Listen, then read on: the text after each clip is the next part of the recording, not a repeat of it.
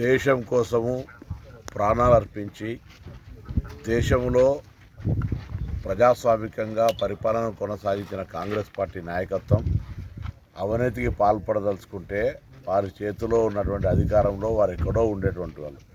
కానీ దేశ అభివృద్ధి కోసమే త్యాగం చేసినటువంటి కుటుంబం ఈరోజు నరేంద్ర మోడీ గారి చేతిలో కక్ష సాధింపుకు గురి అవుతా ఉన్నది.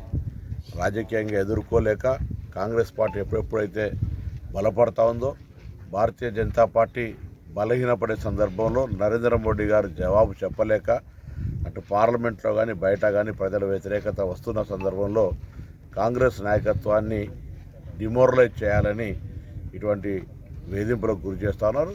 ఇది రాజకీయ కక్ష సాధింపే. 80 సంవత్సరాలు పడ్డ సోనియా గాంధీ గారి పైన ఇటువంటి కార్యక్రమాలు చేయడం కానీ, లేదా నేషనల్ హెరాల్డ్ ఆ రోజు స్వతంత్రం కోసం పోరాడే సందర్భంలో తీసిన పత్రికకు సంబంధించిన అంశం మీద రాజకీయం చేయడం కానీ, ఇవన్నీ కూడా చూస్తూ ఉంటుంటే బీజేపీ పార్టీ సిబిఐ ఈడీల మీదనే ఆధారపడి ఈ ప్రభుత్వాన్ని నడుపుతోంది.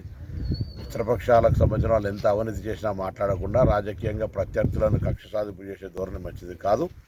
తప్పకుండా దేశం మొత్తం గాంధీ కుటుంబానికి అండగా ఉంటుంది.